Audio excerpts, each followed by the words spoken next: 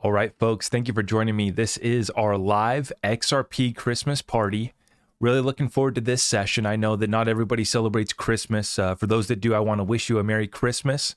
I want to wish everyone a season of joy, happiness, and reflection as we, turn the page on 2023, a truly historic year. Not just for XRP, for the entire cryptocurrency space. We see a massive wave of liquidity coming into this asset class. A beautiful opportunity for us, but we also recognize the recession, the economic data that's kind of sometimes inconvenient. We're not afraid to talk about it. We definitely want to break it down so that we can understand it and so that we can take effective action during this once-in-a-lifetime opportunity. I call it the greatest transfer of wealth in world history, most definitely the biggest transfer of wealth since World War II.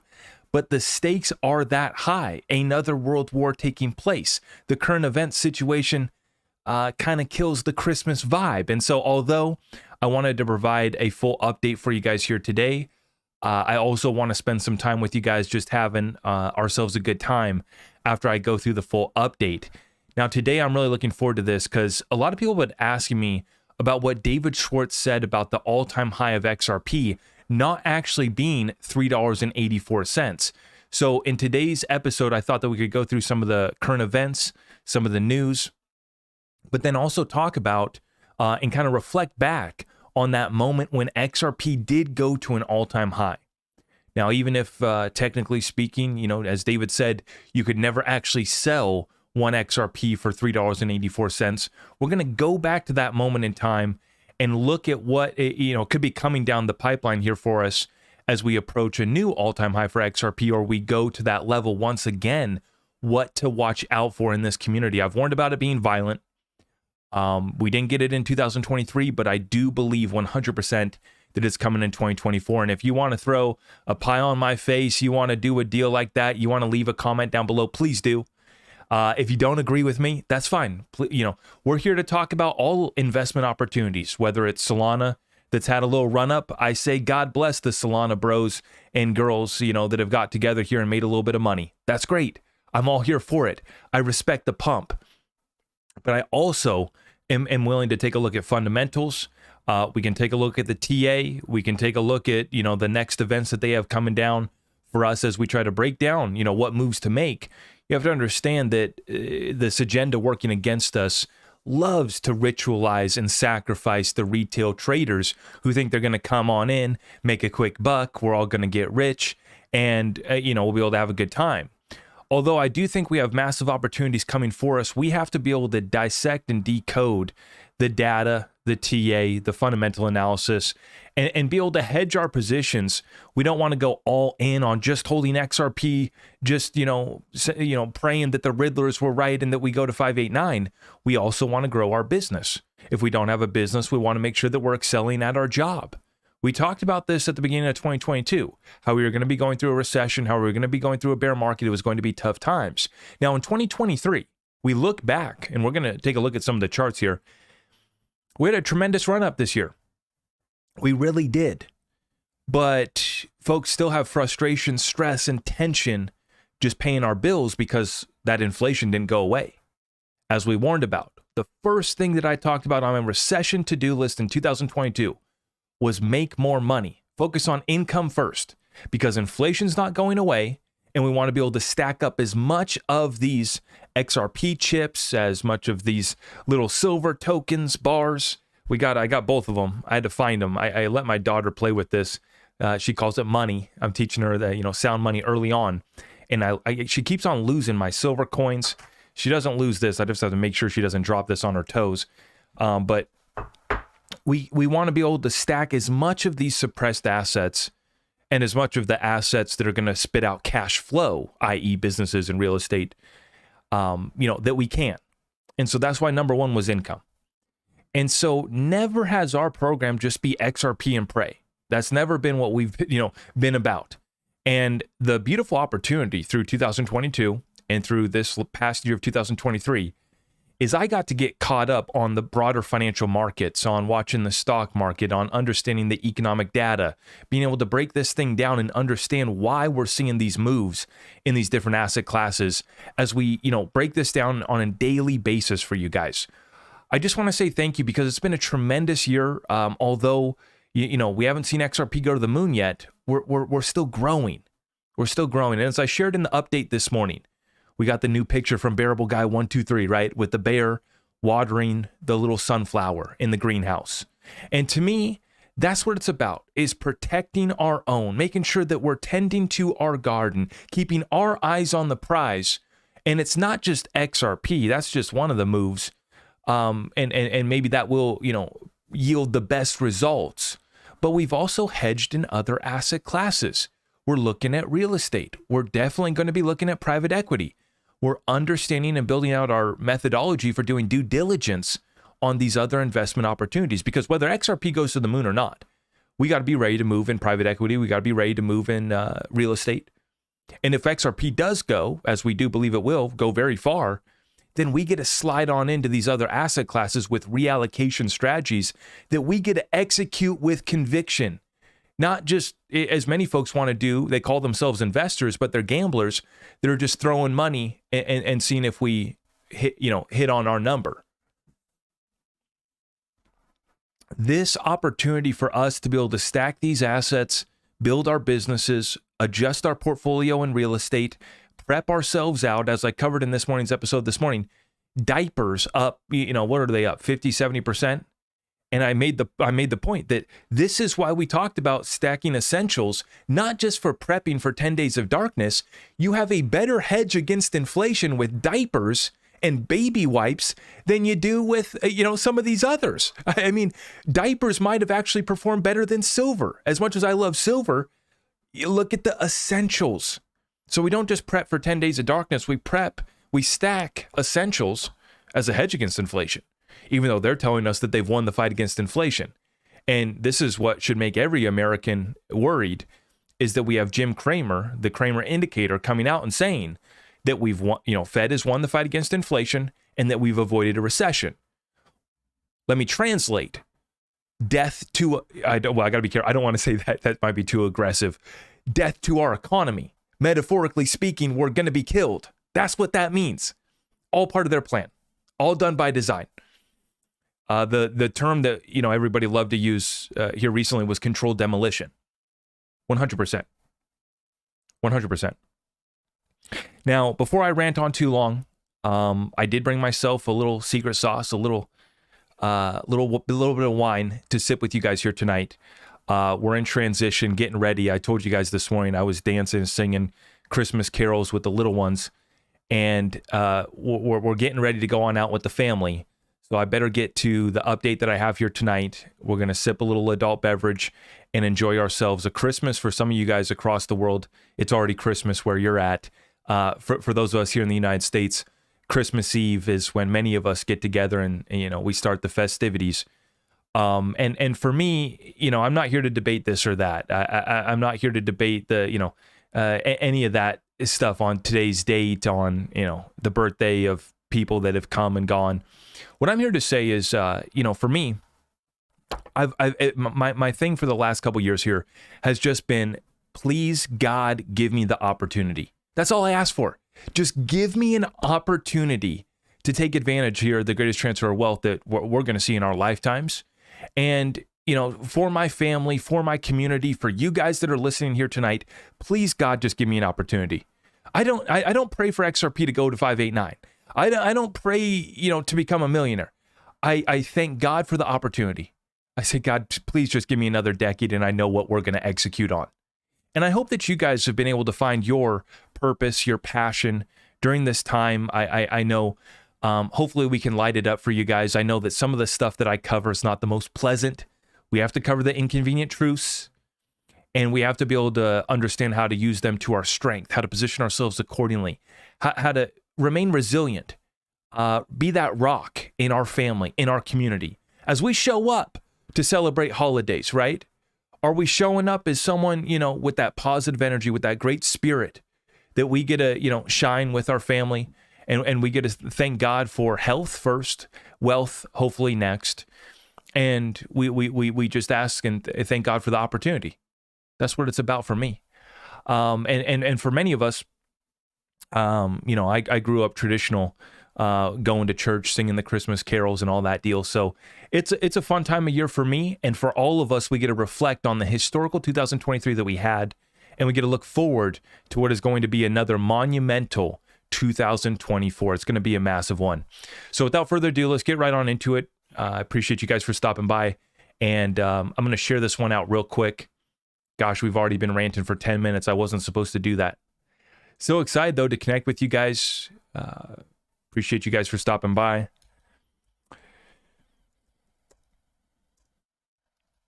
Okay, just sharing that out on Twitter, and let's rock and roll. Cheers, everyone.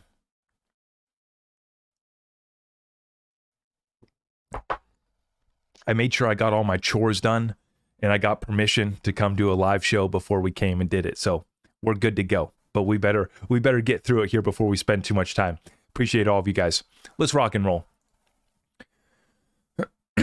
Right on into it, folks. 1.67 trillion for the overall cryptocurrency market cap. Definitely been growing. Dipping here down below 43,000 as we're watching it for Bitcoin. Just below 2,300 for Ethereum. Solana obviously back up to the 4th spot and is at the 111 marker right now as we speak. BNB coin at the 5 spot, $263, and XRP down to 61 cents. So we've had a little bit of a slight pullback here lately as we've been recording. As we fired up this live, we're getting a little bit of a Christmas present, a little bit of a gift. I guess if we want to try to spin it positively, a little bit of a gift to buy XRP at 61 and Cardano pushing 59 cents. In the 8th spot, we see the Avalanche has had a really good month. Let's take a look at it. Up about 125% on the month. And so this is why we just continue to respect the pump for all of these coins that have experienced it. I hope that everyone has been able to take some profits on those coins. And then we look at, where did it go? I was trying to find Quant because Quant did actually pump today as well. Let's look at our Algorand. Up 71% on the month. Good month for Algorand, back up to just under 23 cents right now as it comes back down. Where did the Quant go? We got Bonk. Bonk's been taking the space by storm the last month. What did it do? Up 335%, but at one time it was even more. One of the meme coins that has everyone excited. Did I skip over Quant? I must have skipped over Quant. Oh, there it is. Up 20% today. It was even up more than that. Up 32% on the month for Quant. And you can see in the last year here, this thing bottomed out down here at about 84. Okay. And in June of 2022, that was the lows of 2022 for Quant, was $52. That's right. It went back on down, even 46. Yeah. So back below $50 for Quant in 2022, and ever since it's chopped sideways here, right at basically the $100 marker. Okay. Now briefly towards the end, October there, it did actually pump back up to 191. But nonetheless, within the last day, Quant up about 20%. Love to see it. Nice. I don't hold the position, but I do respect the pump. Absolutely. Let's keep it going, folks. The DXY dollar index is at a 5-month low. Gold is trading near all-time highs in dollar terms, and people at Costco bought $100 million worth of physical gold last quarter. Santa is coming to town, and silver is coming to Costco now too. So now it's actually being... Let me focus us in. Uh-oh, we lost focus. Let's see if we can dial it back in. I might have to change my... Might have to take off my shirt. As we were covering here, though, the dollar index back down to 5 months lows, as I covered this morning. What is going to be the catalyst to push the dollar back up? I don't see it. As the Fed's now pivoted to interest rate pauses, we get the full pivot when they start to cut. But in the meantime, what was strengthening the dollar was them raising rates, and now they've turned around. And so this is going to be interesting to watch that DXY as it falls. We get to watch our cryptos pump. We get to watch our precious metals pump. And Costco can't get enough of it. They sold $100 million worth of gold in the last quarter. Now they've actually listed American Eagles for sale at Costco as well.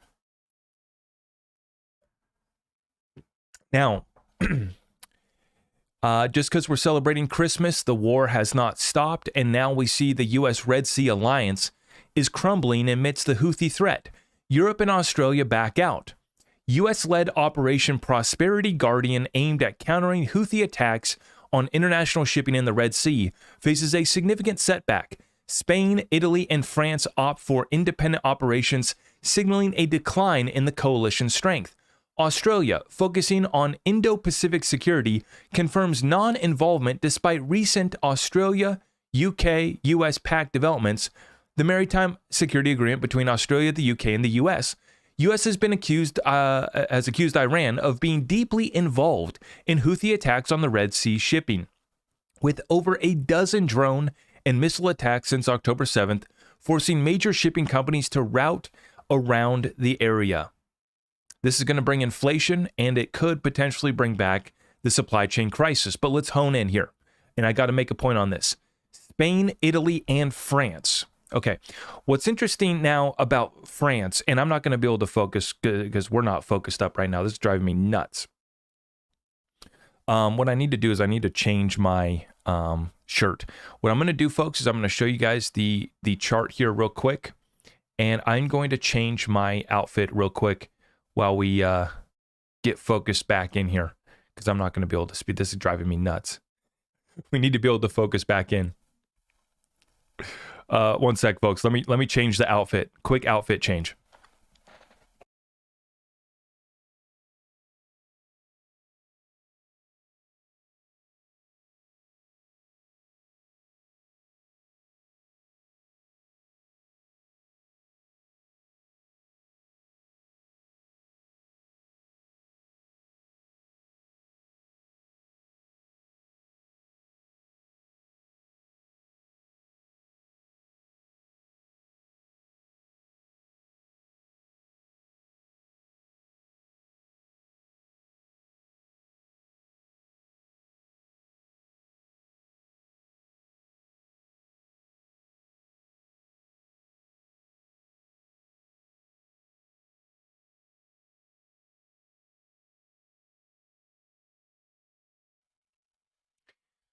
Any luck there? Can we hone it in? Please. Please. There we go. That's a little bit better. Okay. I had to throw on the Christmas red. You know, for this morning's video, I was trying to put together something. I felt lame for not having a Christmas setup and background behind me. And so I went to go find, I had this ugly red dress shirt that I'd bought, but I bought it specifically for the Christmas session. And I come to find out that wifey had donated it. Apparently she didn't approve of it. So I didn't really have any Christmas attire. This is the only red shirt I have, I think. And so my apologies for no Christmas getup. I don't even have an ugly sweater. I don't have anything. But anyways, we are focused. We are locked back in. Appreciate you guys for stopping by. And my apologies for the outfit, difficulties. We left off talking about how we have our allies, quote unquote allies, abandoning us with this US-led Operation Prosperity Guardian to protect the Persian Gulf Red Sea. The point that I wanted to make, this is no surprise. France, our quote unquote allies that are now doing deals with Saudi Arabia outside the US dollar, now they're abandoning us on the military battlefield. This comes at no surprise. These are not our allies anymore. This is really a dog-eat-dog world, and our old allies have now abandoned us completely when it comes to our US dollar, using it for settlement, using it as a reserve currency. And then it's also come where they're leaving us stranded on the battlefield. And do I necessarily blame them? Well, this gets into the geopolitics of it and the warfare here. And for me, I think that, once again, we've expanded ourselves so far. Now we're finally getting checked not because we're getting checked on the battlefield so much as we're getting checked because the interest on our national debt has now surpassed our military budget. That's right. We're paying more on interest than we are on our military. So this is the real inflection point for the United States of America. And I pray for our troops. God bless our troops, and I pray for them. May God protect them. But they're getting caught up in a mess over there, and this thing is a powder keg ready to go off. And as I said, this is already going to lead to inflation. That would be the best case scenario, is the fact that all these ships are having to reroute just leads to inflation. That would be the best case scenario. If it gets worse, well, supply chain crisis comes back. And if it gets the worst case scenarios, we're talking about the next phase of this ongoing World War III. And when you look back at history, I mean, just look at World War II, look at World War I. These things don't settle up in a month's time. These battles take years to play out.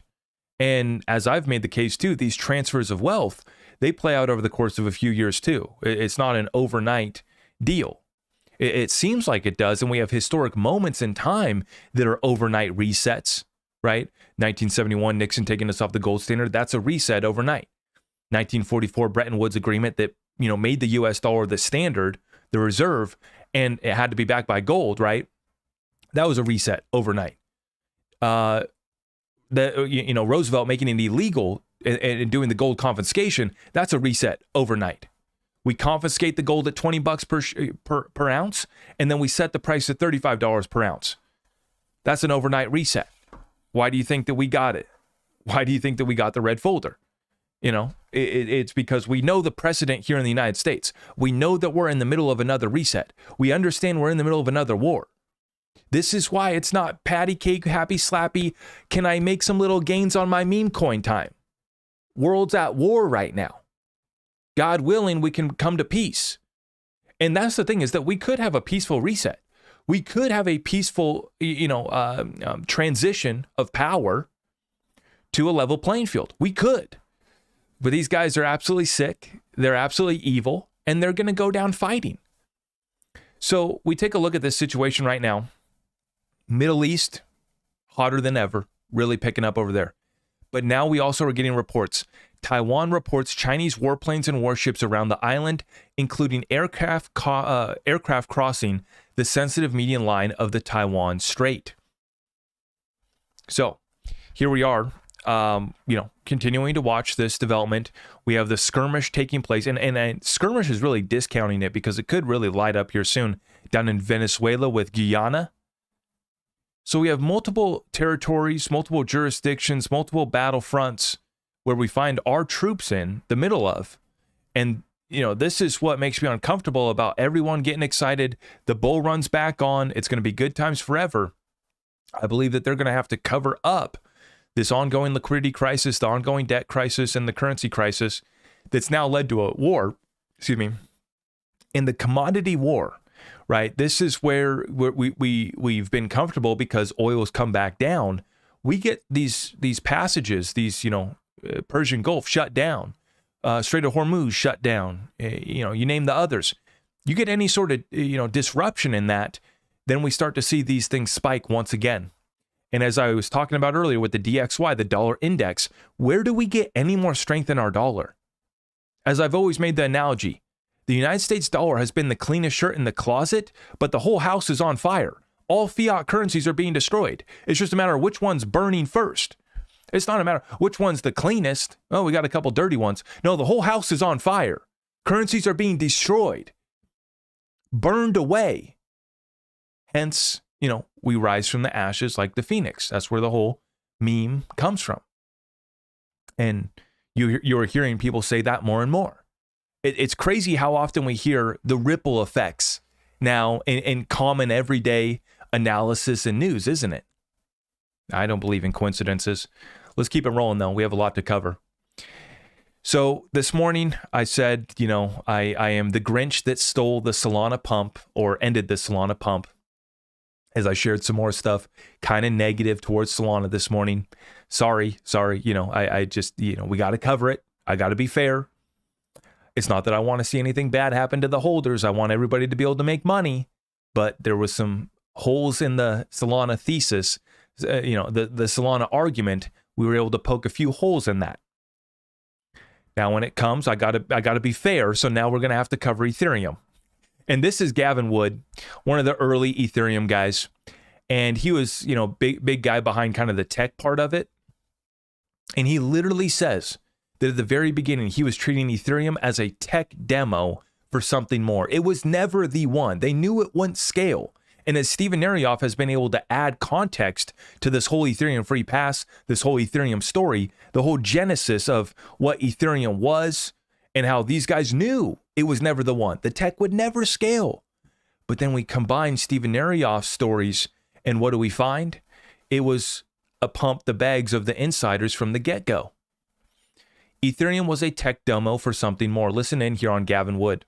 When we were doing Ethereum, there was a distinct desire to get something out sooner rather than later. Right. So we knew what we were doing was not going to be there forever. We knew it wasn't the final solution. Right. And I definitely worked with the idea that this is like a tech demo more than anything else. Mm-hmm. When we were doing Ethereum, there was a distinct tech demo, nothing more, nothing less, just a little tech demo.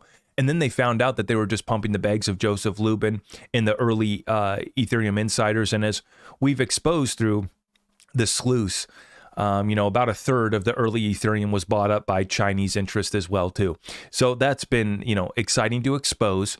And for me, once again, it's not that Ethereum's not going to go do well this bull run. It is, because the SEC gave them a free pass. They were able to create the token factory, and the token factory's still going on. This is the good news for Ethereum holders. I'm not here to kill you. I'm not here to wish anything bad. Make your money. You're going to probably make a lot, because once again, everybody's going to be trading crap, and the token factory is going to be, continuing on through this next bull run. Eventually the music stops. Eventually folks start to wake up and realize, oh, wait, hold up. What's going on here? And that comes in the form of folks paying too much for gas fees, nothing scaling, nothing working.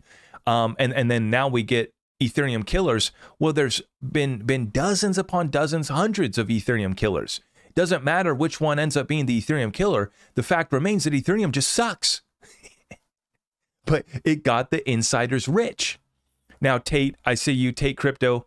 Much love, brother. I see the 10 spot. Merry Christmas, boss. My bags are packed and I'm still here. Scooped up all of my quant at $65, so this is one of the best Christmas gifts since I got into crypto. I'm going full on Flare token in 2024. That's crazy, Tate. I appreciate the support, my brother. Flare, we're going to be watching. Hopefully they start to bring something to market here in 2024. We, have been hearing what they've been building, and we want to see what they've been building. And hopefully it is a good year for Flare. Hopefully. But I appreciate that. And 100%, man, quant pumping. Love to see it. For me, quant's one of those where I wanted to buy it under $50. It briefly traded under $50, last year. And then basically it climbed back up from there. It was only under $50 for a brief moment in time. And then it went back up. And so I never bought back into quant, even though quant was a position that I wanted to add my bag. I wanted to pick up a bag of quant, but I've never owned quant. But huge shout out to everybody in the quant community. My thing right now is just be careful with the run up that you're seeing in these assets. So you have a party that's going on in the cryptocurrency space. You have a party that's going on in the stock market. But as I highlighted, you have a world war that's also going on. You have a glaring recession that also looms with the second longest yield curve inversion that we've ever had for the bond market, which is always an indicator of recession. But for some reason, folks think that although we've had the second longest yield curve inversion, which always signals a recession, this time's different. This time we're going to avoid a recession. And as many of us understand, when you go to actually pay your bills, when you go to fill up your tank, when you go to buy groceries, times are tough. Excuse me. Even if they've been able to manipulate the data to say that we're not in a recession or to say that they are winning the fight against inflation, we understand that there's a different reality that we're experiencing on the ground level. But as I put out the video yesterday, progress for Powell is pain for Main Street. That's the situation at hand. That's the setup that we're now going through and experiencing. Let's continue on. Interesting find here by Wheezy. The project that conspired to silence Steven Narioff was StormX. And they had some very interesting investors, including Bittrex, which has some ties to Wang Sheng. Wang Sheng was one of the early Ethereum investors. A contributor with Jay Clayton at CNBC, Brian Kelly. Brian also happens to be an advisor to StormX. Okay, sure enough. a little mainstream tie there. Plug and Play, which is where Hinman's son works. That's right. Billy Boy Hinman's son. Definitely, been plugged in over there at Plug and Play. Definitely got a piece of the action. And then, sure enough, our good friend Mike Novogratz with Galaxy Digital. So this StormX company was the one that conspired to silence and go after Steven Arioff along with the government. And he's been completely vindicated. Now he's suing for damages. And I hope that he's able to expose all of this. And isn't it interesting how none of the mainstream crypto channels want to cover this story? Gee, what a shocking surprise. I wonder what incentive they have. I wonder what their incentives are for making content. Are they showing up for their people, for their community every single day like we're doing over here? And someone who's turned down every little sponsor check that they've tried to put in front of me? Turned down every single one, still don't have a sponsor to this day.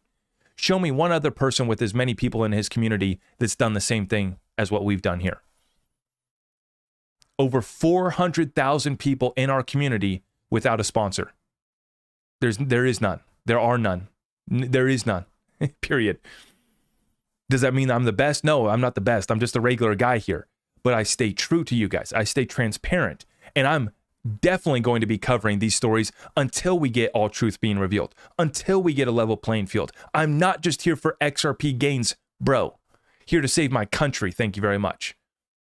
And that's why I'm not going to get in line. I'm not going to play friendly with all this crap. My DMs are full of this crap every single day.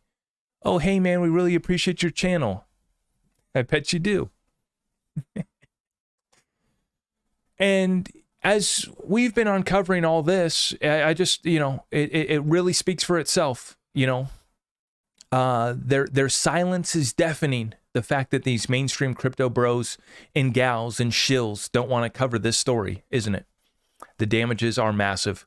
Now, let me take a sip of my wine here. And let's enjoy this moment, folks, because we have a wave of liquidity that is coming into the space that has already started. It is undeniable, and it is going to grow 10x from here. The $1.67 trillion market cap that I shared with you guys at the start of this episode, that's where we're currently sitting at. 10x is easily achieved. Easily. And I'm going to show you guys what we're talking about right here. Thank you so much for joining me today. Cheers, everyone. This is from Boldia. This is a sign that we are at the beginning of the upcoming bull market. Apollo Capital Management, a traditional fund investing in stocks and Forex, is expanding its investment portfolio into the crypto industry, starting with Bitcoin, Binance, Ethereum, and XRP.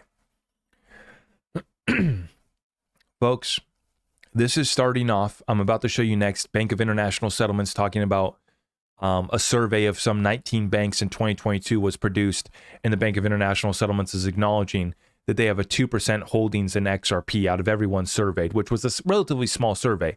I'm about to show it to you next. But you guys are already seeing exchange traded products live in Europe.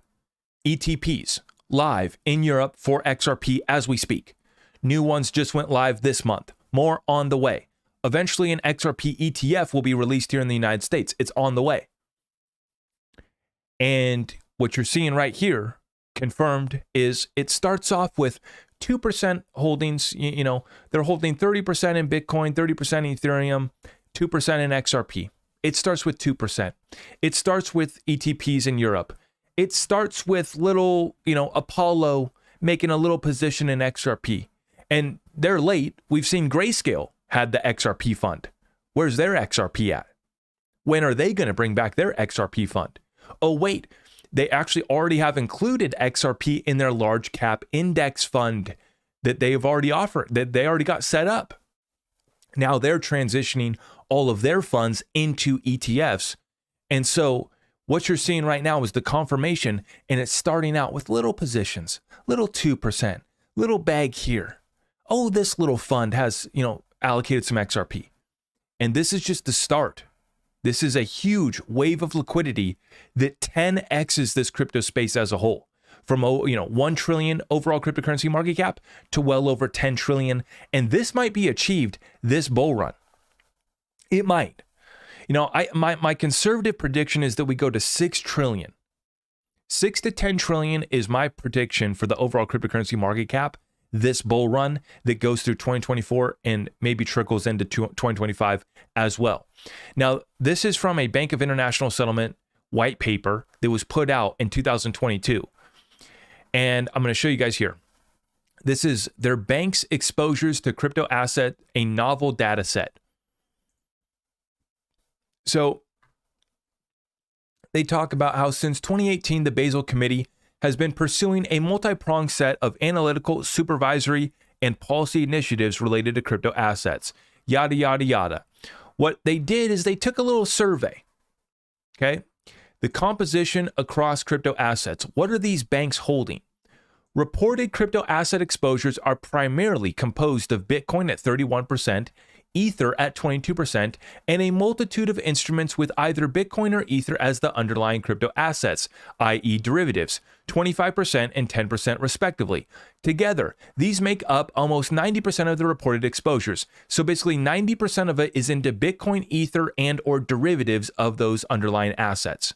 90% of what the banks were holding, and this was reported back in 2022.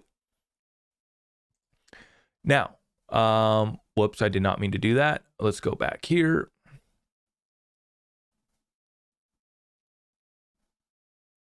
Focusing on the top 20 reported crypto assets by exposure amount, other relatively significant reported crypto assets include Polkadot at 2%, Ripple XRP at 2%, Cardano at 1%, Solana at 1%, Litecoin at 0.4%, Stellar making an appearance, sneaking in there.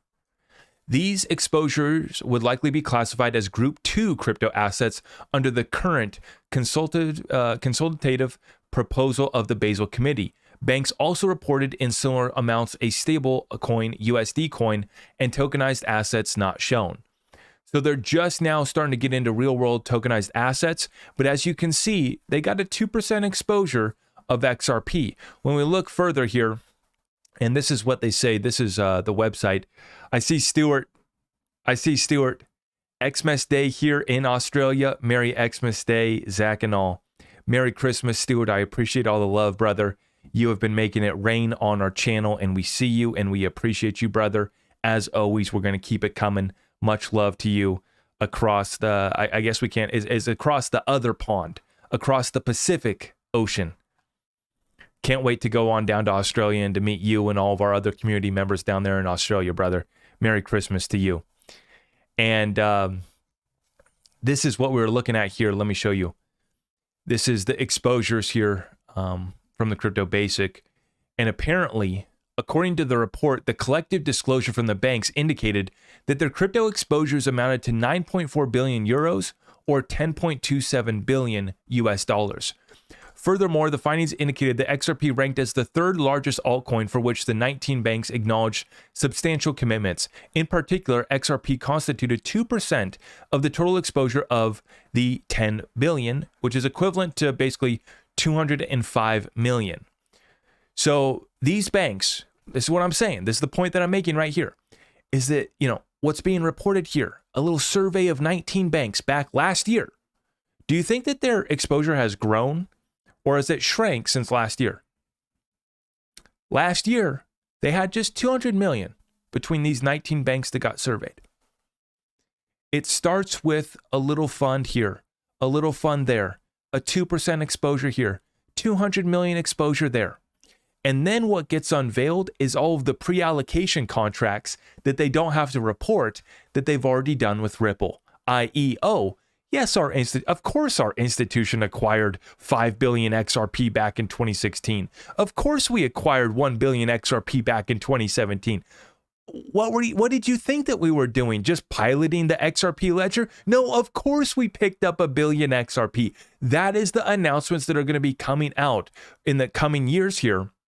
And what's going to be so exciting to see here is who all wasn't just playing and testing with the XRP ledger, but who actually picked up an allocation and said, yes, thank you very much, Ripple. We are going to take, just look at the R3 deal. If you think that I'm crazy, if you think I'm just making stuff up, just look at the R3 deal. Do you think that that was the only pre-allocation contract that was done back in 2016? I remind you, In 2016, they secured 5 billion XRP at less than a penny, 3-year options contract where they could execute those orders at any time they wanted under a penny. Let me know in the comments down below if you would have loved to have that deal. A pre-allocation contract at under 1 penny XRP in 2016 when XRP was trading at less than a penny before it got ready to go up to $3.84 during the all-time highs of January 2018. But speaking of those all-time highs, let's take a sip of our adult beverage. Cheers to everyone for joining me here today. Merry Christmas to all. We're going to talk about the all-time high. And we're going to talk about David Schwartz because a lot of people have been asking me about this. And so I wanted to address this one here in our XRP Christmas party. Was XRP's all-time high actually $3.84? Let's take a look. Let's see what David Schwartz had to say. Cheers for joining us here on today's party. God bless you all.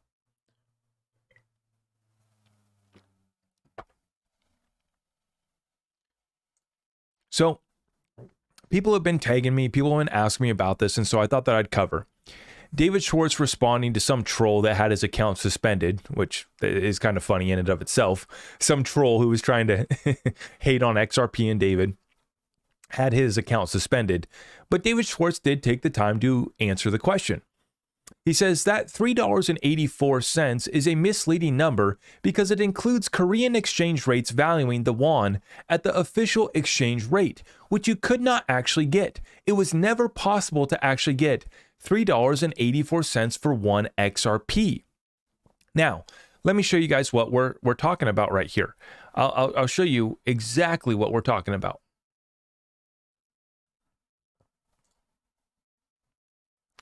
This is XRP against the Korean won, okay? And this is going all the way back to the all-time highs of 2018. You can take a look at this chart right here. XRP against the Korean won, which the Korean won, remember, this still remains the #1 currency being traded against XRP. So it went back up to 4,756, nearly 4,800 South Korean won to get 1 XRP. Now, this threw things off. As we go back here, David says that $3.84 is a misleading number because it includes Korean exchange rates valuing the won at the official exchange rate, which you could not actually get. It was never possible to actually get $3.84 for 1 XRP. He elaborates further. Someone asked him about XRPayNet, which funny enough, I did actually interview the XRPayNet guys, the CEO of XRPayNet. Someone asked him, could the XRPayNet price match XRP, yada, yada, yada. And David responds, XRP once had a reported price of well over $3, but that price was computed, including exchanges where the asset on the other side was converted into dollars using an official exchange rate that was too high. The real all-time high is about $2.80. Oh no. David, you're killing our dreams. What are you talking about? All-time high is only $2.80. We never broke $3? Really? Let's look a little bit further, folks. You got to really dig in here. This is important. This is why I'm breaking this down here today. Ripple CTO David Schwartz reveals real XRP all-time high, explains why $3.84 is a misleading number. We're going to dive into this. Okay? So they show the tweets here. Okay? But what happened? Citing a scenario in South Korea to explain his exertion in the same thread of tweets, Ripple CTO said the official exchange rate is higher than the actual market rate due to capital restrictions limiting the flow of money out of the country. This implies that the residents of South Korea would have to pay more Korean won to purchase digital assets such as XRP compared to those buying assets using US dollars or another currency. David Schwartz tweeted, quote, "Due to South Korean capital restrictions, currency trapped in South Korea is not worth as much as currency elsewhere. So you had to pay a lot more of it to buy assets that would freely leave the region. This led to artificially high prices for many cryptocurrencies." Now, this is exactly why CoinMarketCap removed the XRP exchange price from these Korean exchanges, primarily BitHump and a few others, and I'll show you here in this next article, is because there was capital restrictions in South Korea. But the question we have to ask ourselves, isn't XRP a global currency? aren't people in South Korea wanting to get XRP? Absolutely. Actually, when you look at currency trading by volume, Korean won's number one, higher than USDT. USDT Tether is the number one pair across all digital assets and basically all exchanges throughout the world. But when you look at XRP, South Korea loves XRP. So is it important, the price that they're paying for XRP? Yes. Does it need to be maybe adjusted? Do we need to wait? You know, when CoinMarketCap is pulling, they're sourcing from all these different exchanges. So should they just completely remove what they're paying for XRP in South Korea? I don't think so. South Korean won, the KRW, is the number one currency pair for XRP, the number one volume. It's very important over there, very important to those people. We have on-demand liquidity flows over there that are already fired up. Very, very important over there. So should we remove it completely? No. Did it throw off the official price? Yes, it did. Yes, it did. But I want to show you guys, I'm going to pull up an old article here from Cointelegraph, and I'm going to show you the type of manipulation that was taking place in the media and when they removed these exchanges that led to the fall of XRP's price and actually killed the XRP pump. So whether, David has a good point. The XRP, was it really? Could you ever get $3.84 for XRP? Not really. Because what happened? The exchanges basically broke. Just like they always do. Every time XRP pumps, the exchanges break. Just like it happened on July 13th of this year when XRP got the clarity in and of itself not being a security from Judge Torres' historical ruling. XRP starts pumping towards $1, all the exchanges crash, including our favorites like Uphold, including every other exchange. They all crashed. What's crazy is that XRP went to, even if we say, as David states, XRP only went to $2.80. Okay, that's fine. It went to $2.80, almost $3, depending on who you ask, without major exchanges like Coinbase, without major exchanges that we now are using like Uphold. We didn't have any of those exchanges available back in 2017, 2018 when XRP went up to $3. So I'm going to show you guys the article here from Cointelegraph that talks about this exact moment in time. This is very, very, very interesting. CoinMarketCap removes South Korea exchanges. Ripple market cap drops $20 billion. So whether or not it was right to remove this or not, they did it. And it removed $20 billion of market cap in one day. Ripple's price, or XRP's price, this is where they still had so much confusion back in January 9th, 2018. Back in 2017, 2018, they still called it Ripple instead of calling it XRP. This is from Cointelegraph. What was supposed to be a reputable news source at the time and still today, they still were messing up here. This was a few days after XRP hit the all-time high. It was January 4th or 5th, I believe, the XRP hit that all-time high and then broke. And after CoinMarketCap removed these South Korean exchanges, the market cap dropped by $20 billion and the price dropped 30% in one day. Okay. The exchanges removed, including BitHump, and which was you have to understand this, guys. The exchanges removed, including BitHump, it wasn't just Koreans that were using this. This was the world's second largest exchange at the time, based off of trading volume. I mean, what is Binance number one? What's number two? Coinbase? I don't know what the number two is right now. But at the time, back in 2018, BitHump was the world's second largest exchange based off of trading volume. So it wasn't just, the Koreans are having to pay too much, so we need to remove this completely. You're talking about the world's second largest exchange at the time that you're completely removing that data. And it effectively killed the pump for XRP. We would have been well on our way past $3, way past $4. We would have been debating, did the XRP all-time high go to $5? Did it go to $10?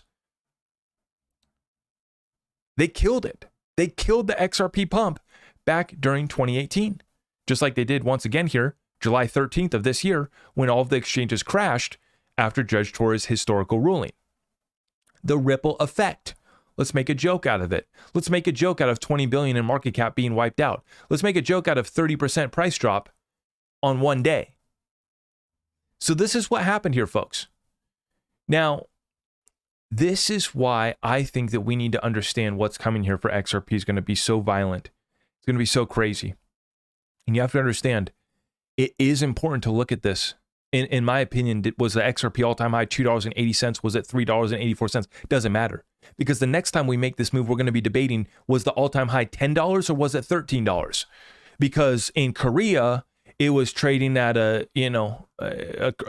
much higher price because there's capital restrictions. See, we're so used to being here in the United States where we're not that far down the spectrum of control, where we have, limits, and we do actually have the same, similar limits and everything.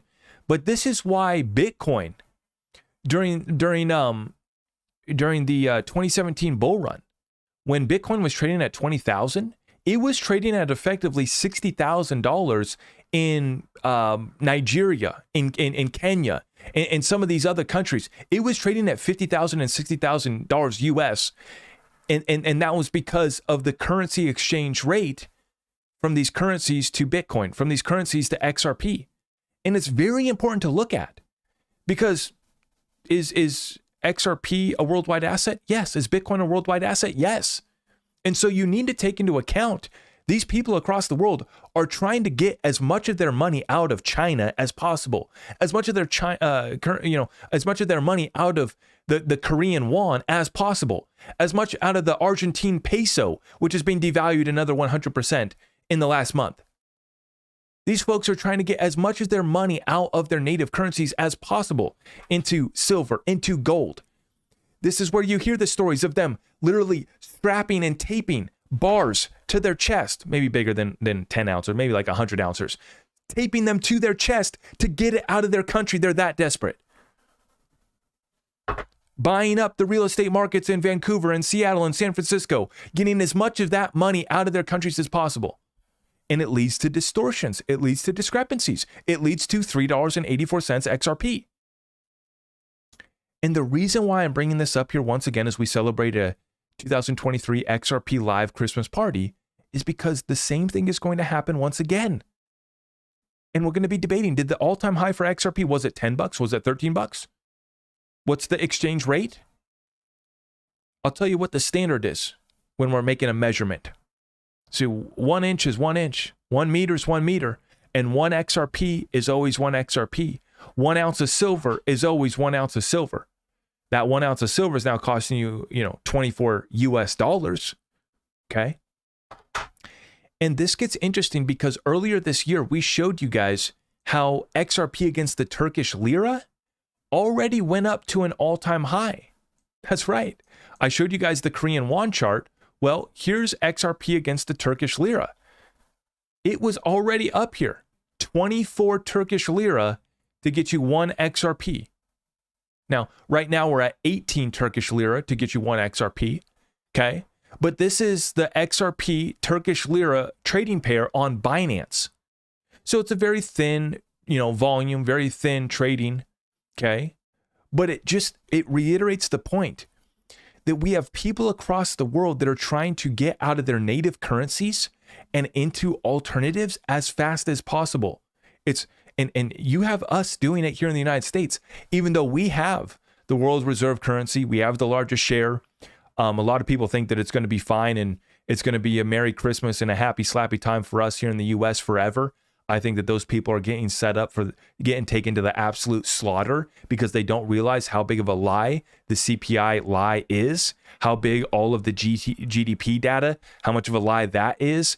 And, we've been decoding all of the economic data. That's all one big lie. It's all one big mirage. It's all one big dream. And the people that believe that must be on something really good, because that is so far away from the reality that we're seeing across the world, where people are scraping up every last dollar they can to get their hands on precious metals, to get their hands on US real estate, to get their hands on XRP, to get their hands on Bitcoin. And this is why the run up that we have coming, this bull run, is going to be so spectacular.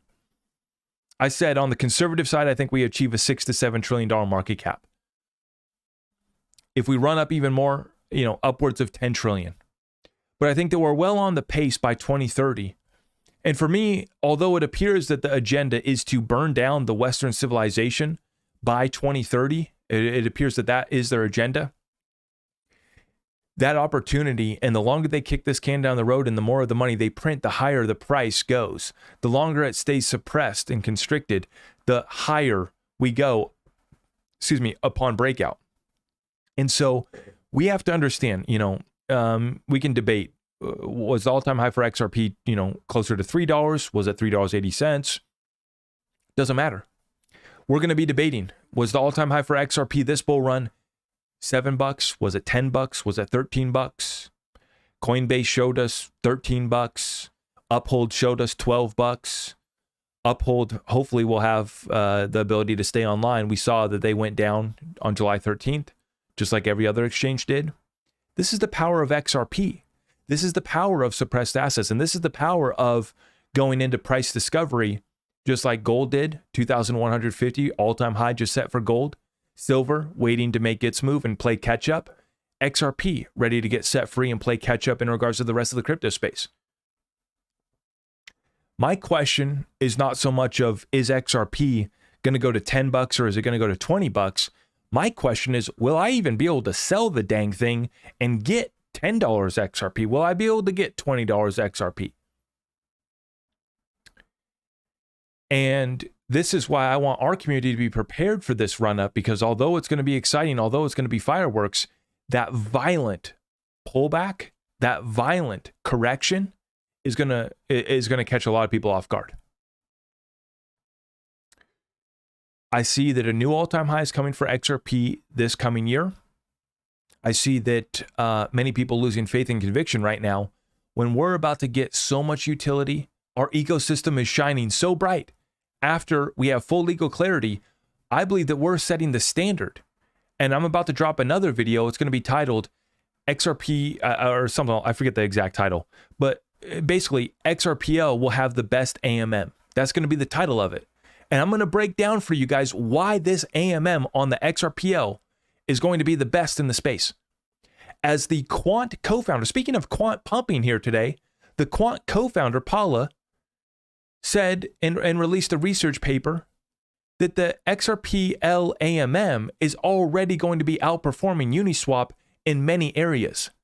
It's not just Joe Blow, Zach Rector talking about XRP having the best AMM. It's literally the co-founder of Quant and other DLT researchers putting out white papers right now saying that, yeah, the XRPL AMM is already going to be outperforming Uniswap, which is the number one AMM in the entire crypto space in multiple areas. And what gets exciting here is I believe that we go into price discovery on a lot of these currencies and a lot of these assets, particularly XRP and some of the other currencies. You start to reveal the real value of these currencies as we get the AMM and we start to get these liquidity pools built out. Think of South Korea, for example. We've been talking about South Korea tonight. The number one trading pair by volume, the number one currency by volume on the XRP ledger is the Korean won. Just think of what happens when that AMM liquidity pool gets fired up for XRP and the South Korean won. And we go into price discovery. And we don't have to rely on CoinMarketCap removing the exchange price. No, we get to go to the XRP ledger DEX and we get to find price discovery. How much is one XRP going to cost you in South Korean won? How much is one XRP going to cost you in the Turkish lira, which has already been at all-time high in the last year? There's the chart right there for you. Back in July of this year, up to 24 Turkish lira for one XRP. We get to find out how much is one XRP going to cost you in US dollar terms. The XRPL AMM is going to be one of the best places for liquidity in the world. And I think that's going to be one of the best mechanisms for finding price discovery on all currencies worldwide, on all asset classes worldwide.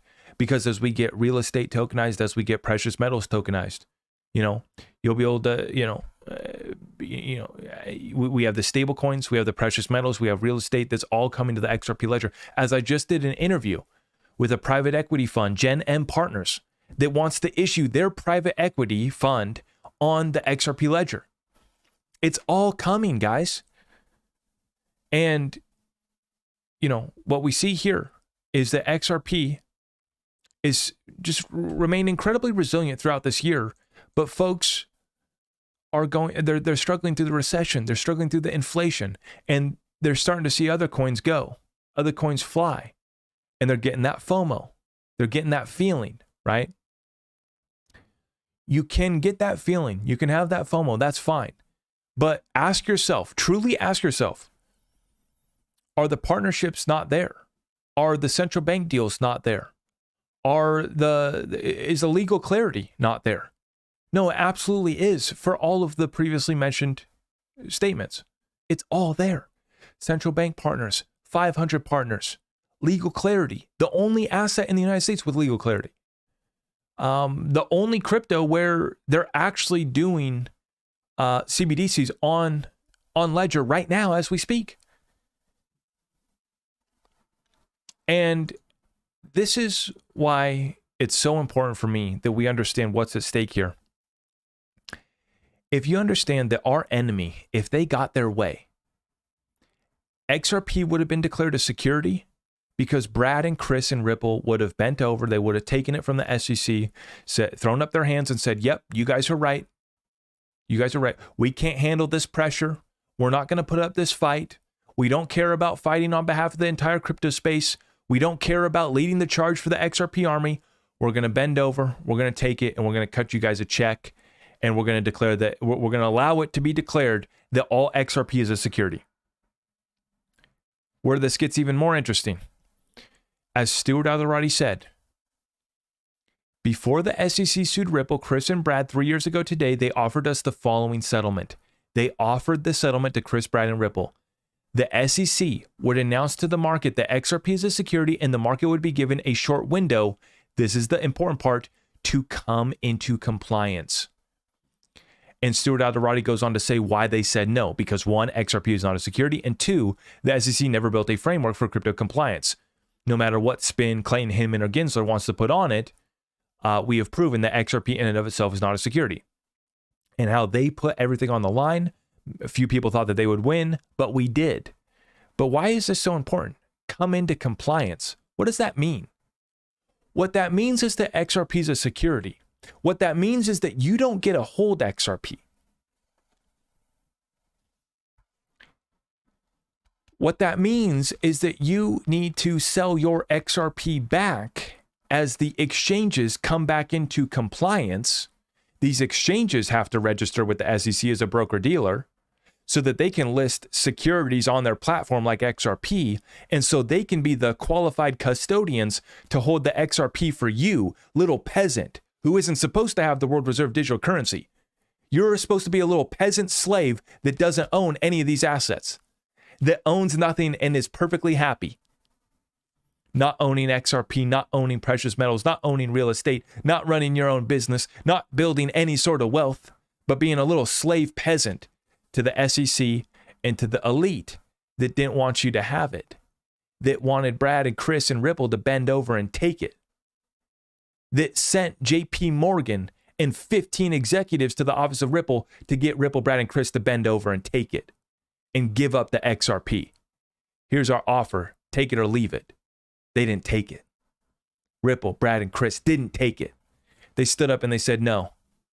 We know what we got. It's not a security. We've set it up and structured it in a perfectly, they perfectly did it.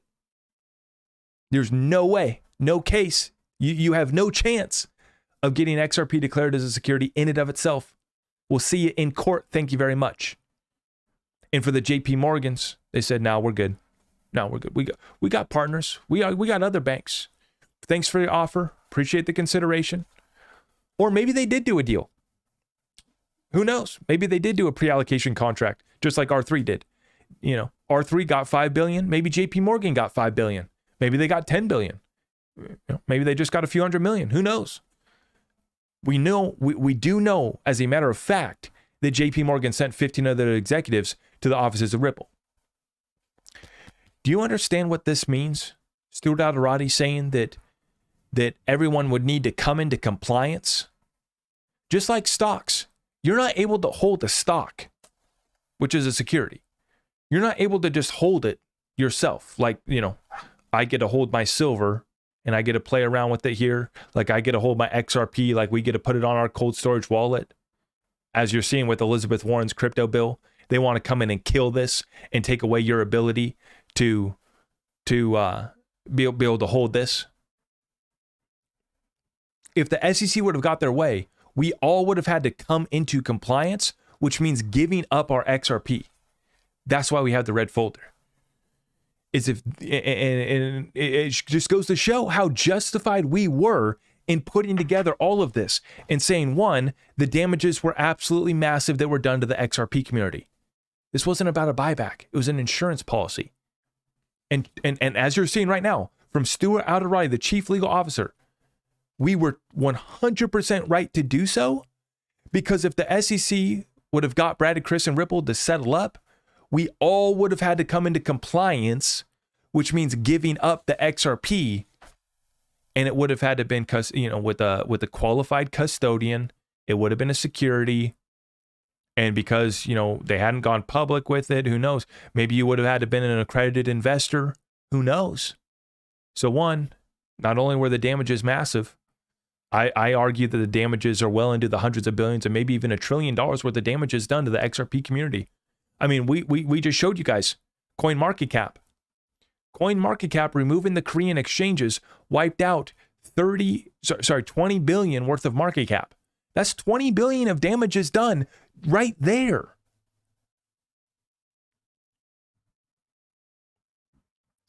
What the SEC did, the market cap dropped by 100 billion. And remember that BlackRock, in their most recent ETF filing, they cited that. In BlackRock's most recent ETF filing, they highlight the XRP case and victory, a historical ruling that we all should be celebrating this Christmas. BlackRock cites in their ETF proposal about XRP's victory and about how the SEC's actions caused 100 billion in damages in the price of XRP. So not only were the damages massive, if we wouldn't have fought this fight, and if we wouldn't have won, we would have all had to come into compliance, i.e., turn in your gold, turn in your silver, turn in your XRP. Shannon, I see you too. Shannon with the 69 of the Canadian funny money. Are you kidding me, Shannon? Merry Christmas, Zach and family. Thank you for all your hard work. Red folder holder junkies. With Steven Narioff to top it off, I mean, we've been completely vindicated. We are living through an episode of the Blacklist, literally, where our own government is picking up crypto guys, throwing them in the back of vans and trying to get them to snitch on the rest of the crypto space. But we got patriots like Steven Narioff. We got patriots like Brad and Chris and the whole team at Ripple, and the legal assassin lawyers that Ripple put together, including former SEC officials Mary Jo White and Andrew Saraceni, the all-star team of legal assassins to go and kill the SEC. Do we get to celebrate price action for XRP this Christmas? No. Are we going to be celebrating XRP price action in 2024? I 100% believe so. 100%. And for me, I'm not going to be selling all my XRP at $10. I understand that there's a lot of people that are going to sell all of their There's people that are selling all of their XRP right now. May God be with them. May God be with them. There's people that are selling all of their XRP right now. They're going to sell all of it at all-time highs, whether that's, $2.80 like David said, or whether it's $4, whatever you want to say, $4 or $5. There's people that are going to sell all their XRP at $10. And I believe that we're going to be looking back at what happens this year, and we're going to be debating what was the official XRP all-time high. This exchange was showing $9. The other exchange was showing 11. Some exchanges were showing 13. All of the exchanges ended up shutting down. I 100% believe that's going to be the case. And then we're going to come back on, and we're going to be doing live shows later this year. and we're going to come on and we're going to be crying, man, I wasn't able to sell my XRP at $10 and now it's back down to 5. I firmly believe that that's what's coming. I firmly believe, and during the pump, XRP went up to $5. I tried to sell. We're back down to $3. We're going to be having those live show sessions coming up. So I want you guys to be prepared for that. Are we celebrating XRP price this Christmas? No. Okay. It's going to be a different story next Christmas. And I also think that we need to take a moment to reflect back on the historical victory that we had for XRP in the entire crypto space. And much bigger than that, the entire capital markets for the United States, and much bigger than that, the fight for saving our country in the United States, and much bigger than that, the fight to get the level playing field for DLT technology to be able to actually benefit humanity. That is the fight that we're in the middle of. It is so much bigger than crypto gains, bro. And God willing, we achieve that full victory. We strike down the evil. We get price discovery on all the real value, on all the real assets that actually have value. We get that true price discovery, and we will be able to tell our children and our grandchildren what we were doing during the greatest transfer of wealth in world history to build that generational wealth that they will look back on and say, wow, gee, daddy, gee, grandpa, how'd you hold XRP during this time? It was doing nothing. What were you thinking? You were able to hold XRP during the recession? You were able to hold XRP through 9% inflation? Yes, son. Yes, absolutely. Grew the business. We positioned ourselves to move into real estate. We stacked up precious metals too. We positioned ourselves to make those moves in the private equity. We bought that company Ripple before they went public. We bought a few other companies before they went public. And yeah, now these are the companies that changed the world. We're going to be able to tell our children that, tell our grandchildren that. Yeah. Christmas of 2023, the rest of the market was up. Solana was pumping. Bonk coin was pumping. Jesus coin pumped. Everything pumped. XRP fooled so many. What it did over the next year was historic. We did a historical victory on the legal battlefield in 2023. We're about to do a historical move once again, just like we did in 2017, 2018. Takes the whole space by surprise.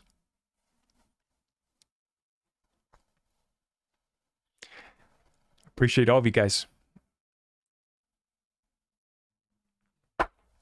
Now, let me know in the comments down below what you think about this year for 2023. Let's get to some Q&A. I really do appreciate everyone for stopping by. Just a quick reminder, we are running the special right now on our Patreon. 13% off when you sign up for the 1 year. Talk to your tax accountant professional about being able to write off the cost of your Patreon Discord membership as a business expense. And we're just helping our community learn when it comes to business, when it comes to real estate, when it comes to prepping precious metals, cryptocurrency, digital assets. We got a session coming up here shortly on storage, wallets, and exchanges. Because I know a lot of people are like, man, I got the XRP. How do I sell this thing? I got the XRP on my cold storage. I got it protected. How do I go to actually sell this thing when we do go? So we're going to be covering that here in a class coming up. We also got our business development courses. We also got our tactical wealth lessons. Much more of that coming on the way. It's going to be a historical year for our community, 100%. It was such a massive year, and that was a large part because of your guys' support, because that we stayed focused, we kept on pushing, and the momentum that we have behind our community is absolutely massive. While the rest of the space is going into hiding, while all the other shills are going away, while all the other shills are begging you, here we are, staying true to the course, never losing sight, never losing focus. The best is truly yet to come for our community. I firmly believe that.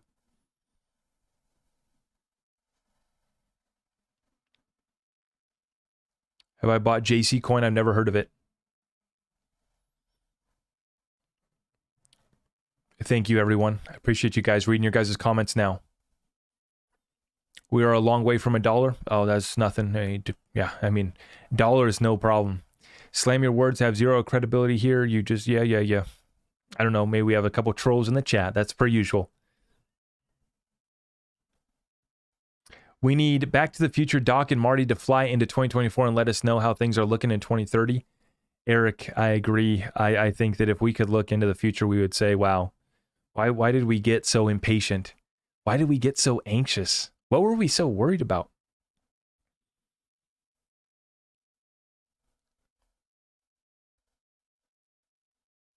Oh, Jesus Coin. Have I bought Jesus Coin? No.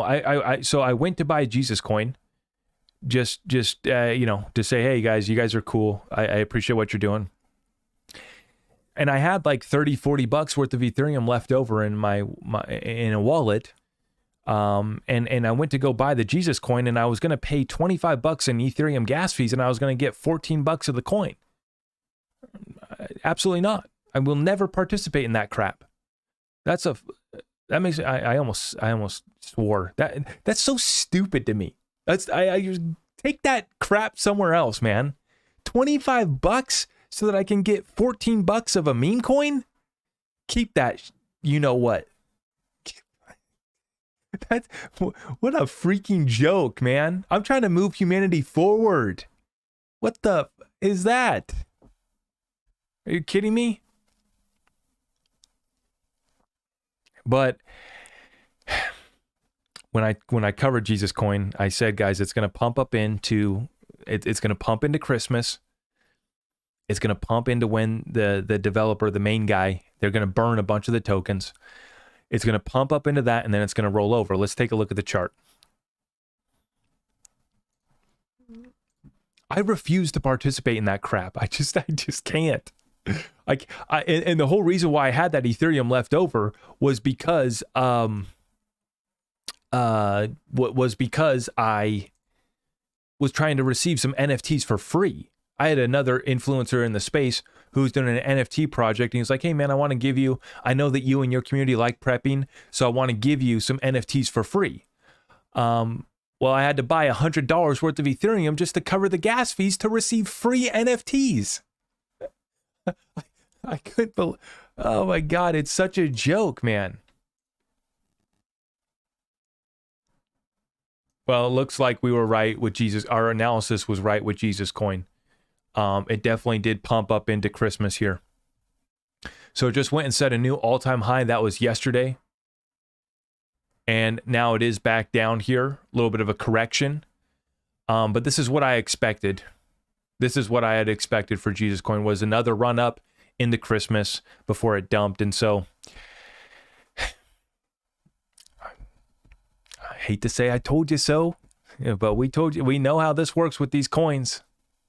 We know how it works with these airdrops. The coin pumps up into the airdrop and then it dumps. Oh, we're going to burn all the supply. Merry Christmas. Okay, it's going to run up into Christmas, then it's going to dump. I'm not trying to be the Grinch. Like I said, I already was the Grinch that ended the Solana pump. Actually, the Solana pump hasn't ended. It's still going on. Well, let's take a look at the charts too while I answer some of you guys' questions. I don't mean to be the Grinch that ends the Solana pump. I don't mean to be the Grinch that ends the Jesus Coin pump, but here we go. Actually, let's go to the 4-hour chart. Let's take a little bit of a closer look here. This is your Solana, as you can see here, just done an incredible run up.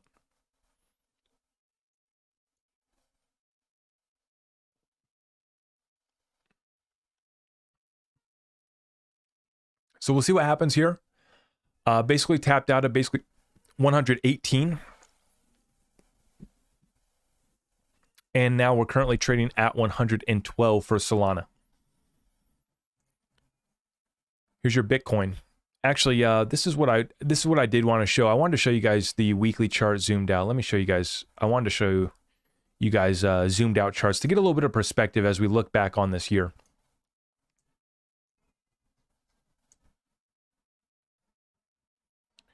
So what I did is I went back to the lows of November last year, November 2022. That was the lows for Bitcoin at 15,500. Let's take a look. So you can see Bitcoin all the way up 187% from the lows of 2022. So a lot of people look at the year-to-date performance kind of from the start of 2023, but I think it's better perspective to look at the lows. 15,500 all the way up here to 44,500. That is 187% for Bitcoin. Let's take a look at what Ethereum did. Well, Ethereum bottomed out just slightly before that. Let's take a look at it. Okay. So Ethereum bottomed out here at $888 in June. A lot of the altcoins bottomed out in June of 2022. Same thing took place for XRP actually.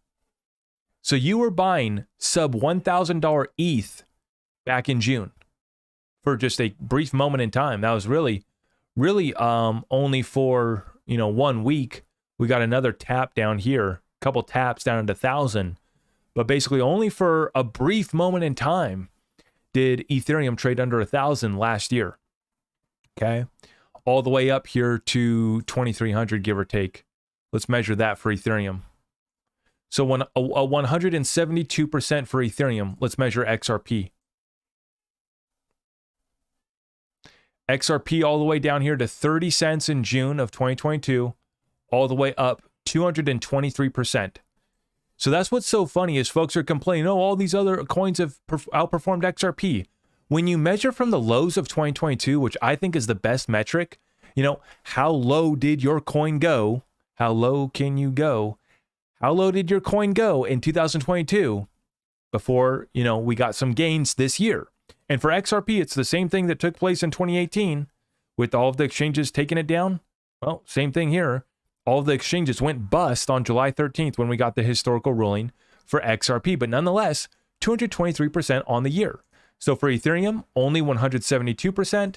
For Bitcoin, only 187%. For XRP, 223%. Perspective, guys. We're all complaining, oh man, I wanted to go to the moon. Oh, I see folks today with the picture of the bear. I'm so sick of the riddles. I'm so sick of the bear. Screw you, David Schwartz. We're up 223%. We did go up 223% from last year's lows.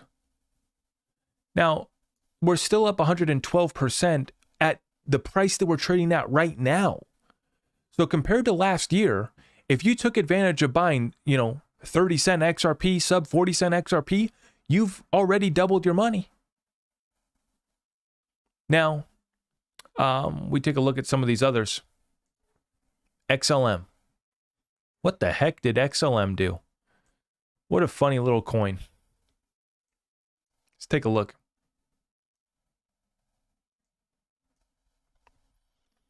Here's your XLM. All the way down to basically 7 cents. And this was December of last year. Funny enough, this is actually when I bought my XLM last, was 7 cents. So at one point it was up 177%. So XLM keeping up right there with Bitcoin and Ethereum, up 77% from the lows of last year. And XLM, kind of a laggard, went down to the lows here in December, while all of the other altcoins were down to their lows in June. Algorand. Let's take a look at Algo. Had an incredible run up here today and kind of here recently. But we can see here for Algorand, where did we find the lows at? Right about here. Right at about 8 cents for Algorand all the way up here. That's about 191% from the lows. See, we got to keep our perspective, not just for XRP community, but for the entire crypto space. They're all excited in the stock market on CNBC because the Dow Jones is back up to all-time high. Dow Jones is back up to all-time high after it corrected 20% from the all-time highs. I can show you guys on the chart here in just 1 second. For Quant, let's take a look at it. We have to maintain our perspective here in the crypto space. Up 71%. So Quant lagging. Quant was due. Quant's playing catch up right now. Well, every other coin in the space has been up a lot more. Quant was due. Quant finally catching up here. Okay. But this is what I'm talking about for the S&P 500. This is what I'm talking about.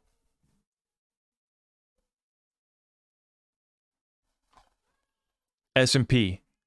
All-time high was achieved January of 2022. It came down 27%, which everyone in the stock market forgets about because the market's back up this year. Everyone forgets that it took 2 years from January 2022 to December of 23 to get back to break even if you were to buy back during this time. 27% clean out, correction. Okay, folks, forget about that. CNBC talking head pundits, forget about that. I wonder why. But if we measure the same thing that we've been doing here for crypto, right? We're at this low here of 3,495 for the S&P, up to this high here today, 36%. You see why this is such a joke and why we need to maintain our perspective, folks? The S&P is up 36% from the lows of last year. Meanwhile, Quant, a lagger, is up 70%. XRP pumped 223%. Bitcoin, 170, almost 180%. Ethereum, 170%. S&P, 36%. Now, this is why I'm not playing the stock market right now. I'm only looking at private equity deals. I'm only looking at companies that haven't gone public yet, get in early with the insiders, and then ride that wave up as they go public, cash out, and move to the next one. I'm not going to go buy these indexes. I'm not looking for 36%. That barely beats real inflation. As we've been covering, inflation at 10%, 20%, depending on who you ask, how you do the measurement. Just to be safe, I say, 10 to 20% on anything that matters. And it's actually worse on others. So that's why 36% from the lows of last year, if you timed your buys perfectly on the lows of last year for the S&P, you're up 35, 36%. You're barely beating inflation. Take a look at the Dow Jones. It's the same thing. Talking head pundits on CNBC forget the 22% correction during last year. They forget that we had a recession last year. It was politically incorrect to call it a recession last year. But from all-time highs of 36,900 down to 28,000 for your Dow Jones, 22% correction. Well, if you timed your buy perfectly right around this level of 28,600, let's just say you're an expert trader and you time that perfectly, you're only up 31% right now. That's not going to cut it. That's not going to build generational wealth. That's going to keep you poor. That's going to keep you inside of their enslavement system, i.e. why they recommend a 60-40 portfolio that just had its third worst year last year, why they recommend 40% of it being in bonds, which just had its worst year in history. And it's not over. It didn't get any better this year for bonds.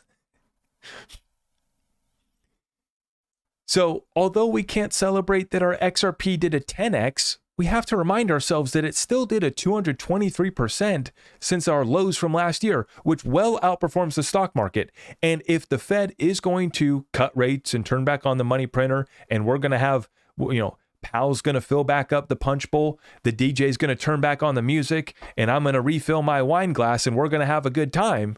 Would you rather be in the S&P and get 30%? Or would you rather be in some cryptos that are getting 170%, 223%? Go trade some meme coins and make even more money. What would you rather be in? And as we see for the overall cryptocurrency market cap, let's take a look at it. From the lows of 2022 down here, overall market cap at 725 billion. All the way back up here, the overall cryptocurrency market cap 127%. I mean, you could dang near throw your money at any of the top 10, 20 cryptos, and you'd be outperforming the stock market.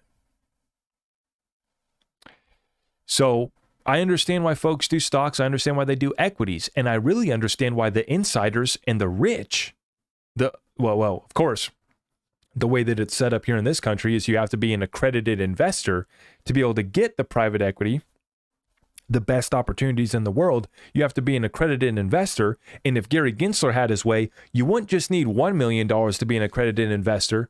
No, you would need $10 million net worth. That's literally where he wants to take this. If Gary Gensler got his way, You would have to have $10 million net worth to be an accredited investor. And if the SEC got their way, XRP would be declared a security and we all would have had to come into compliance. What would that have been? Come into compliance. You guys need to sell your XRP back to the exchanges at this price. That's what that means. That's why we made preparations. We stay ready. And we fought our butts off on the legal battlefield. Brad, Chris, and Ripple leading the way, spending $200 million. I can't say that I spent any money fighting this fight, but I've spent a lot of time. We've done a lot of research and we've spoken and we've been yelling and we've been saying, hey, all we ever wanted was a level playing field.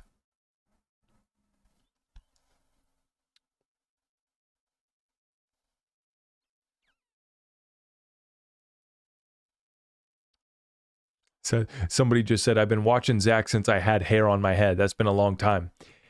You know, it's such a beautiful deal here, folks. All through, Shannon, good to see you. Take care. God bless you. Have a Merry Christmas. We got started in 2021, and we were doing mostly just, you know, crypto content. It was during the bull run. I got super lucky when I started making content. Basically, we started making content. It was February of 2021. Started making TikToks. Caught a wave. It was the bull run. TikTok was popping. It was a lot of fun. It was all good and fun until the end of 2021. And that's when I started worrying about the bear market. All through 2022, we got that bear market. And all through this year, 2023, we've actually ran up. And we should feel good about our crypto holdings. Do we get to go to Christmas dinner here and tell everybody that, you know, we're rich yet and that we made a 10x off of our XRP yet? No. But we're still up. Many of us. We're still, you know, and so much of this is still at play. And there's still a lot to be proud of when we go to Christmas dinner. We can say that we fought our own government and we won. And the momentum behind our community is better than ever. You know? So, you know, I just want to say thank you to you guys for staying the course, for still being here on this channel. I'm reading the comments right now. This is the worst that I've ever seen, the sentiment in the community, which has me feeling even more bullish. Every time I read a comment that's crapping on us and XRP, and, you know, I just say, okay, good luck, God bless. Let me know how your program works out, and I'll see you on the other side. You know, that's fine. We weren't going to save everyone. We knew that. We knew that. And although our timeline's been extended, it doesn't mean that any of our analysis is wrong, right? I mean, we might have got the timing of our analysis wrong, but that doesn't mean that the fundamentals, the partnerships, the ecosystem development that we've uncovered is wrong. The fact that we've now shown you guys here in tonight's episode that banks already are acquiring XRP. Bank of International Settlements study out of last year, stating that out of the 19 banks that they, you know, surveyed, they were holding 2% in XRP, $200 million of XRP. You know, we're gonna look back. I'm gonna look back at this session. Christmas Eve, 2023, I did a live show, and we talked about the Bank of International Settlements, their report, talking about how these, you know, 19 banks that were surveyed only had 2% into XRP, and it was only $200 million. And the other segment that we showed you guys was Apollo Global was looking to make a little bit of an allocation with their fund into XRP. And a couple, you know, European exchange traded products were now going live. And we were just getting started. And then, you know, we're going to be looking back at this one day when XRP's market cap is literally at $2 trillion. And we're going to look back and be laughing at the fact that banks had 200 million in XRP, which, by the way, I think that they have a lot more in XRP. That was a survey from last year. So I'm sure that that's changed since that survey was done. And we also know that many pre-allocation contracts are waiting to get unveiled for us all to see. Dogwood, I appreciate you, brother. Zach is the real crypto news and other great news. Crypto 6 foot, I appreciate you, my friend. Thank you so much. Zach always keeps it real. That's what we're here for, right? No BS. Yeah, oh yeah, Susie, 100%. You can find all sorts of guys saying that XRP's trash, XRP didn't do this. And remember that a lot of these guys lie when they say, oh, I sold off my XRP and I went into Solana and I got rich. Did you pay your taxes?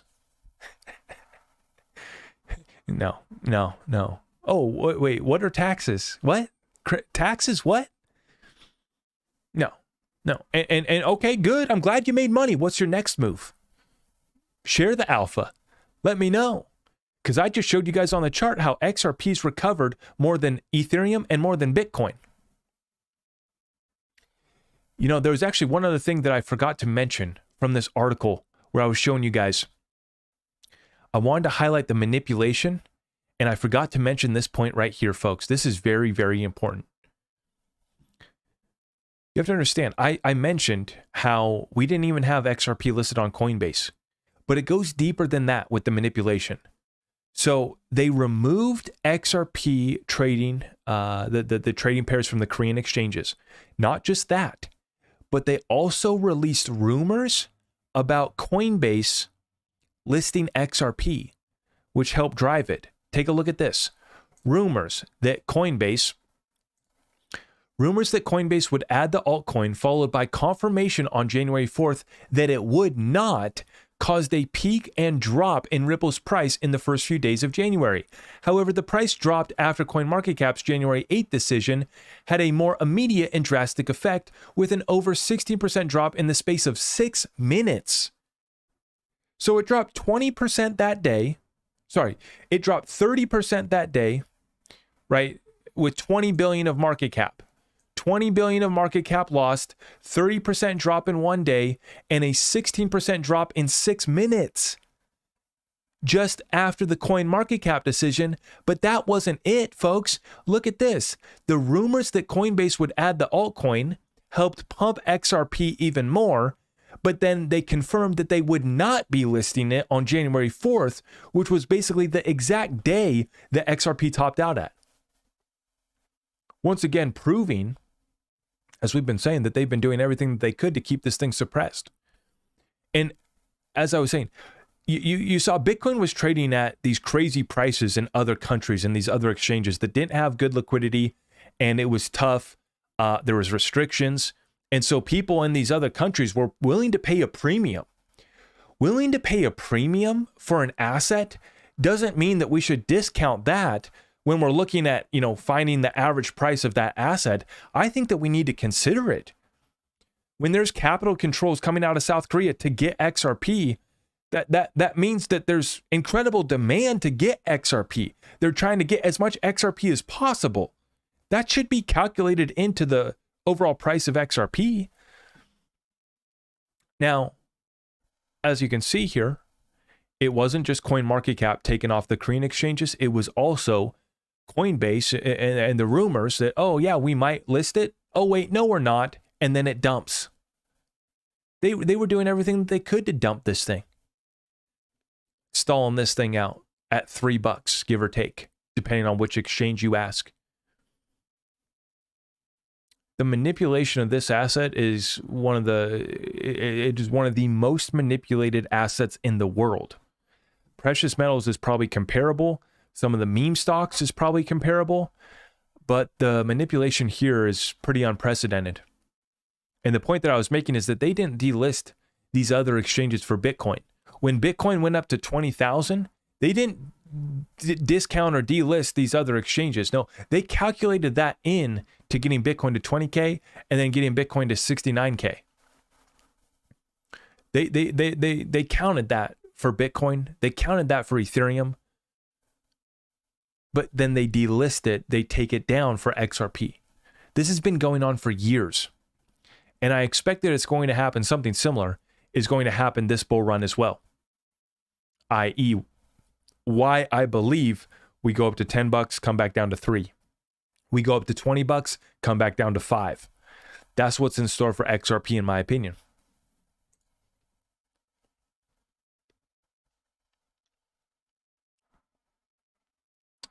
Hoop Heaven just bought more today. Yeah, if you guys could like this video, I would greatly appreciate that. If you guys are new here, make sure you subscribe, hit that notification bell. I think it is my time to go. I'm about to get the call. I'm about to get the signal. So before I get in trouble, I better say my farewells. I just want to say thank you guys. I am going to be taking tomorrow off, but we will be back on Tuesday. And so I can't wait to see you guys. It's going to be a lot of fun here as, wait, what is today? Yeah, today's Saturday. Yeah. Oh, today's Sunday. That's right. Time's flying. I forgot that. Yesterday, we did our Discord weekly call. We didn't take this weekend off. We did actually put out a Discord weekly call. So if you want to get tapped in with our private group, like I said, that's at my website, zachrector.com. Sign up through Patreon to get access to Discord and take advantage of the 13% off. We did just do the Discord weekly call yesterday. We are going to be taking tomorrow off, but we will be back Tuesday with some more content.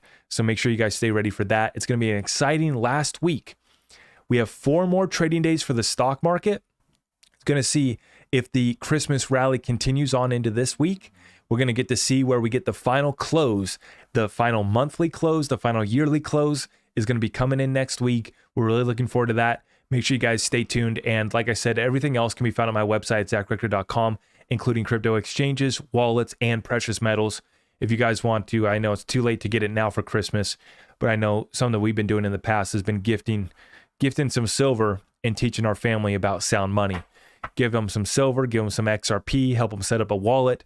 That's what we're going to be doing during this Christmas season while we say thank you for the opportunity to once again stay focused, stay locked in, and just continue to grow into the 2024 year. It's going to be another historical one, and I can't wait to be on the journey with you guys.